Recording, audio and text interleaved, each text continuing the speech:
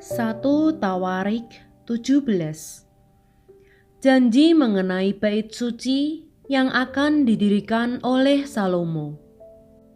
Setelah Daud menetap di rumahnya, berkatalah ia kepada Nabi Natan, "Lihatlah, aku ini diam dalam rumah dari kayu aras, padahal tabut perjanjian Tuhan itu ada di bawah tenda-tenda."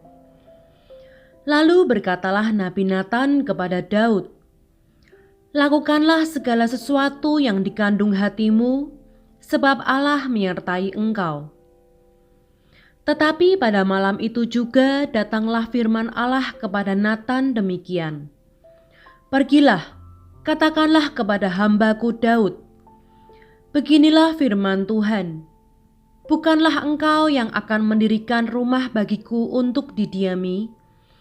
Aku tidak pernah diam dalam rumah sejak aku menuntun orang Israel keluar sampai hari ini, tetapi aku mengembara dari kemah ke kemah dan dari kediaman ke kediaman.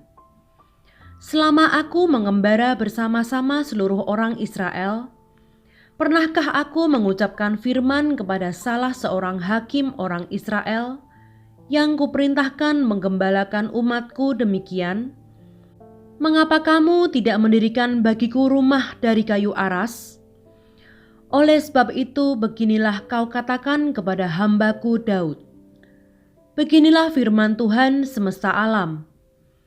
Akulah yang mengambil engkau dari padang ketika menggiring kambing domba untuk menjadi raja atas umatku Israel.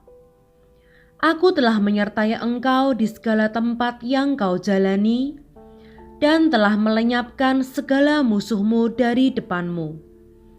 Aku akan membuat namamu seperti nama orang-orang besar yang ada di bumi. Aku akan menentukan tempat bagi umatku Israel dan akan menanamkannya sehingga ia dapat diam di tempatnya sendiri dengan tidak lagi dikejutkan dan tidak pula ditekan oleh orang-orang lalim seperti dahulu, sejak aku mengangkat hakim-hakim atas umatku Israel. Aku akan menundukkan segala musuhmu. Juga aku beritahukan kepadamu, Tuhan akan membangun suatu keturunan bagimu. Apabila umurmu sudah genap untuk pergi mengikuti nenek moyangmu, maka aku akan membangkitkan keturunanmu yang kemudian, salah seorang anakmu sendiri, dan aku akan mengokohkan kerajaannya. Dialah yang akan mendirikan rumah bagiku, dan aku akan mengokohkan tahtanya untuk selama-lamanya. Aku akan menjadi bapanya, dan ia akan menjadi anakku. Tetapi kasih setiaku tidak akan kuhilangkan daripadanya, seperti yang kuhilangkan daripada orang yang mendahului engkau. Dan aku akan menegakkan dia dalam rumahku dan dalam kerajaanku untuk selama-lamanya, dan tahtanya akan kokoh untuk selama-lamanya." Tepat seperti perkataan ini dan tepat seperti penglihatan ini, Natan berbicara kepada Daud. Doa syukur Daud. Lalu masuklah Raja Daud ke dalam. Kemudian duduklah ia di hadapan Tuhan sambil berkata, "Siapakah aku ini ya Tuhan Allah? Dan siapakah keluargaku, sehingga Engkau membawa aku sampai sedemikian ini? Dan hal ini masih kurang di matamu ya Allah. Sebab itu Engkau telah berfirman juga tentang keluarga hamba-Mu ini dalam masa yang masih jauh, dan telah memperlihatkan kepadaku serentetan manusia yang akan datang ya Tuhan Allah. Apakah lagi yang dapat ditambahkan Daud kepadamu dalam hal engkau memuliakan hamba-Mu ini? Bukankah engkau yang mengenal hamba-Mu ini? Ya Tuhan, oleh karena hamba-Mu ini dan menurut hati-Mu engkau telah melakukan segala perkara yang besar ini, dengan memberitahukan segala perkara yang besar itu. Ya Tuhan, tidak ada yang sama seperti Engkau, dan tidak ada Allah selain Engkau menurut segala yang kami tangkap dengan telinga kami. Dan bangsa manakah di bumi seperti umat-Mu Israel, yang Allahnya pergi membebaskannya menjadi umat-Nya, untuk mendapat nama bagi-Mu dengan perbuatan-perbuatan yang besar dan dahsyat, dan dengan menghalau bangsa-bangsa dari depan umat-Mu yang telah Kau bebaskan dari Mesir. Engkau telah membuat umat-Mu Israel menjadi umat-Mu untuk selama-lamanya, dan Engkau ya Tuhan menjadi Allah mereka.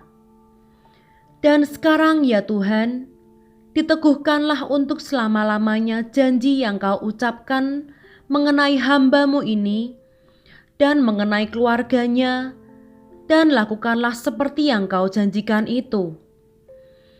Maka nama-Mu akan menjadi teguh dan besar untuk selama-lamanya, sehingga orang berkata, Tuhan semesta alam, Allah Israel, adalah Allah bagi orang Israel. Maka keluarga hamba-Mu Daud akan tetap kokoh di hadapan-Mu. Sebab Engkau ya Allahku telah menyatakan kepada hamba-Mu ini bahwa Engkau akan membangun keturunan baginya. Itulah sebabnya hamba-Mu ini telah memberanikan diri untuk memanjatkan doa ke hadapan-Mu. Oleh sebab itu ya Tuhan, Engkaulah Allah dan telah menjanjikan perkara yang baik ini kepada hamba-Mu. Kiranya Engkau sekarang berkenan memberkati keluarga hamba-Mu ini, supaya tetap ada di hadapan-Mu untuk selama-lamanya. Sebab apa yang Engkau berkati ya Tuhan, diberkati untuk selama-lamanya.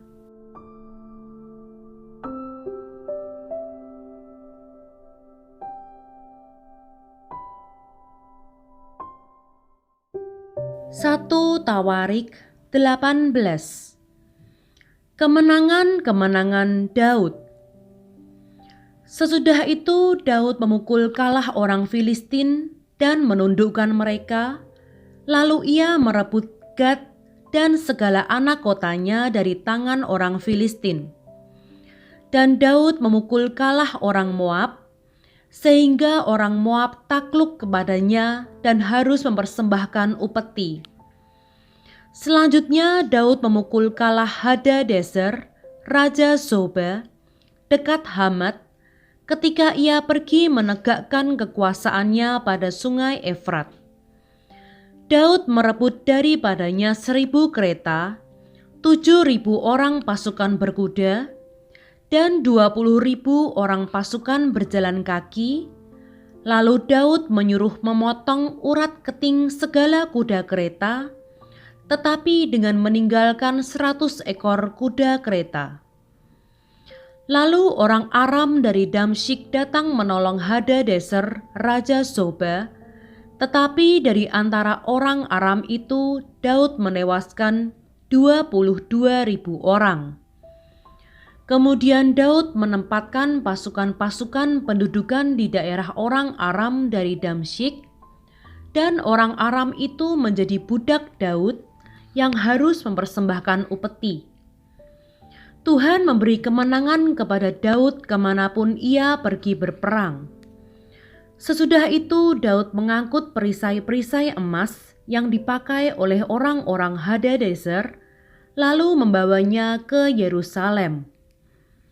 Dan dari Tibhat dan dari Kun, yaitu kota-kotanya Hadadezer, Daud mengangkut amat banyak tembaga. Daripadanya Salomo membuat laut tembaga, tiang-tiang dan perlengkapan tembaga. Ketika didengar Tou Raja Hamat bahwa Daud telah memukul kalah seluruh tentara Hadadezer, Raja Zoba, maka ia mengutus Hadoram anaknya kepada Raja Daud untuk menyampaikan salam dan mengucapkan selamat kepadanya, karena ia telah berperang melawan Hadadezer dan memukul dia kalah, sebab Hadadezer sering memerangi Tou. Dan Hadoram membawa pelbagai barang-barang emas, perak, dan tembaga. Juga barang-barang ini dikhususkan Raja Daud bagi Tuhan bersama-sama perak dan emas yang diangkutnya dari segala bangsa, yakni dari orang Edom, dari orang Moab, dari Bani Amon, dari orang Filistin, dan dari orang Amalek. Abisai anak Zeruya menewaskan 18.000 orang Edom di lembah Asin. Lalu ia menempatkan pasukan-pasukan pendudukan di Edom, sehingga seluruh Edom diperbudak oleh Daud. Tuhan memberi kemenangan kepada Daud kemanapun ia pergi berperang. Pegawai-pegawai Daud.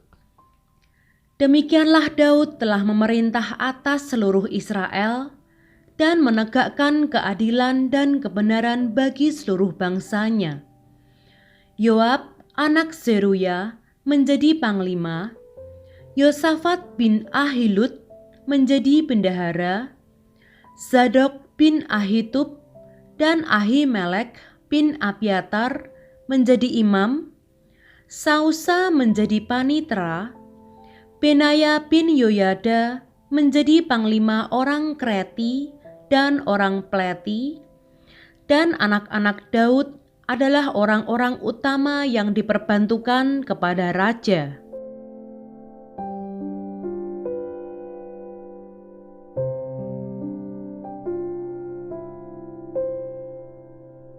Satu Tawarik 19.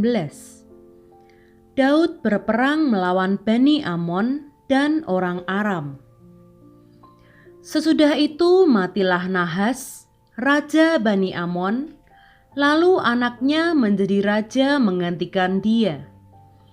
Lalu berkatalah Daud, "Aku akan menunjukkan persahabatan kepada Hanun bin Nahas, sebab ayahnya telah menunjukkan persahabatan kepadaku." Sebab itu Daud mengirim utusan untuk menyampaikan pesan turut berduka cita kepadanya karena kematian ayahnya. Tetapi ketika pegawai-pegawai Daud sampai ke negeri Bani Amon itu kepada Hanun untuk menyampaikan pesan turut berduka cita kepadanya, berkatalah pemuka-pemuka Bani Amon itu kepada Hanun, "Apakah menurut anggapanmu Daud hendak menghormati ayahmu? Karena ia telah mengutus kepadamu orang-orang yang menyampaikan pesan turut berduka cita. Bukankah dengan maksud untuk menyelidik, untuk mengintai, dan menghancurkan negeri ini, maka pegawai-pegawainya datang kepadamu?" Lalu Hanun menyuruh menangkap pegawai-pegawai Daud itu, disuruhnya mencukur mereka dan memotong pakaian mereka pada bagian tengah sampai pangkal paha mereka, kemudian dilepasnya mereka. Ketika mereka berjalan pulang, diberitahukan kepada Daud tentang orang-orang itu. Lalu disuruhnya orang menemui mereka, sebab orang-orang itu sangat dipermalukan. Raja berkata, "Tinggallah di Yeriko sampai janggutmu itu tumbuh. Kemudian datanglah kembali." Setelah dilihat Bani Amon bahwa mereka telah membuat dirinya dibenci oleh Daud, maka Hanun dan Bani Amon itu mengirim 1.000 talenta perak untuk menyewa kereta dan orang-orang berkuda dari Aram Mesopotamia, dari Aram Maaka, dan dari Aram Zoba. Mereka menyewa 32.000 kereta, serta raja negeri Maaka dengan tentaranya yang datang berkemah dekat Medeba. Juga Bani Amon itu berkumpul dari kota-kota mereka dan datang untuk berperang.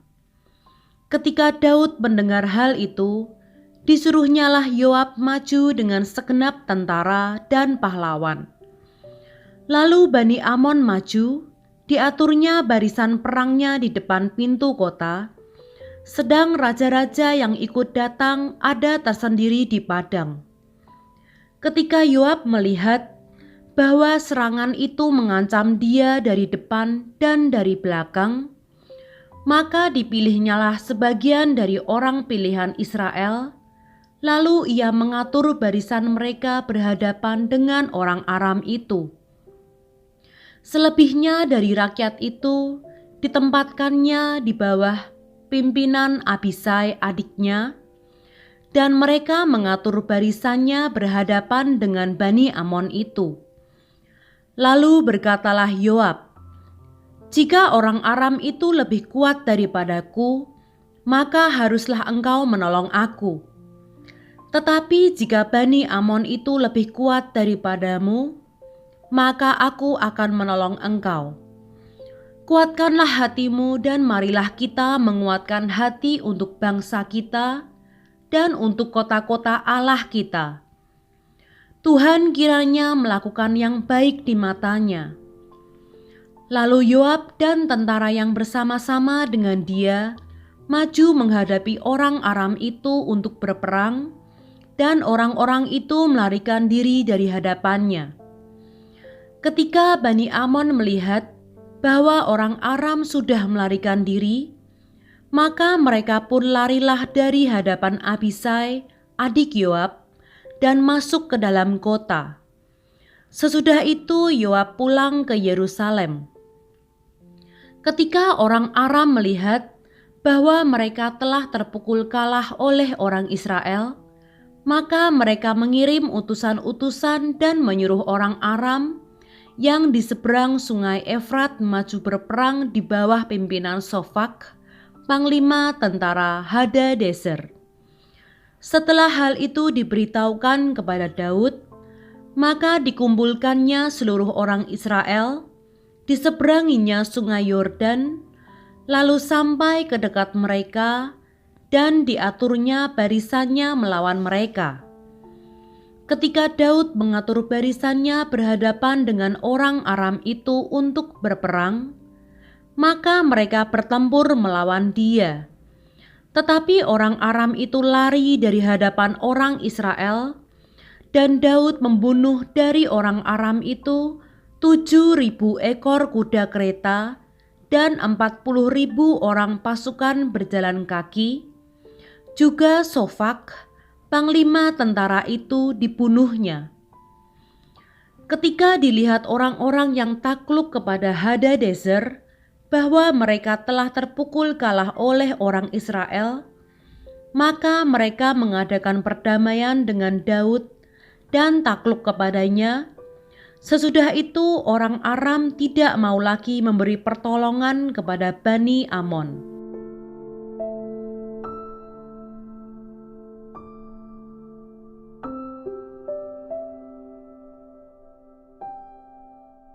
Satu Tawarik 20. Perang melawan Bani Amon berakhir. Pada pergantian tahun, pada waktu raja-raja biasanya maju berperang, maka Yoab membawa keluar bala tentaranya, lalu ia memusnahkan negeri Bani Amon. Kemudian ia maju dan mengepung kota Raba, sedang Daud sendiri tinggal di Yerusalem. Yoab memukul kalah Raba dan meruntuhkannya. Sesudah itu Daud mengambil mahkota dari kepala raja mereka, beratnya ternyata setalenta emas, bertatahkan sebuah batu permata yang mahal, dan itu dikenakan pada kepala Daud. Juga diangkutnya banyak sekali jarahan dari kota itu. Penduduk kota itu diangkutnya dan dipaksanya bekerja dengan gergaji, penggerek besi, dan kapak. Demikianlah juga diperlakukan Daud segala kota Bani Amon. Sesudah itu pulanglah Daud dengan seluruh tentara ke Yerusalem. Peperangan melawan orang Filistin. Sesudah itu timbullah pertempuran melawan orang Filistin di Gezer. Pada waktu itu Sibkai orang Husa memukul kalah Sipai, seorang dari keturunan raksasa, dan mereka ditundukkan. Maka terjadilah lagi pertempuran melawan orang Filistin. Lalu Elhanan bin Yair menewaskan Lahmi, saudara Goliat, orang Gad itu, yang gagang tombaknya seperti pesa tukang tenun. Lalu terjadi lagi pertempuran di Gad, dan di sana ada seorang yang tinggi perawakannya, yang tangannya dan kakinya masing-masing berjari 6, 24 seluruhnya. Juga orang ini termasuk keturunan raksasa. Ia mengolok-olok orang Israel, maka Yonatan anak Simea, kakak Daud, menewaskannya. Orang-orang ini termasuk keturunan raksasa di Gad. Mereka tewas oleh tangan Daud dan oleh tangan orang-orangnya.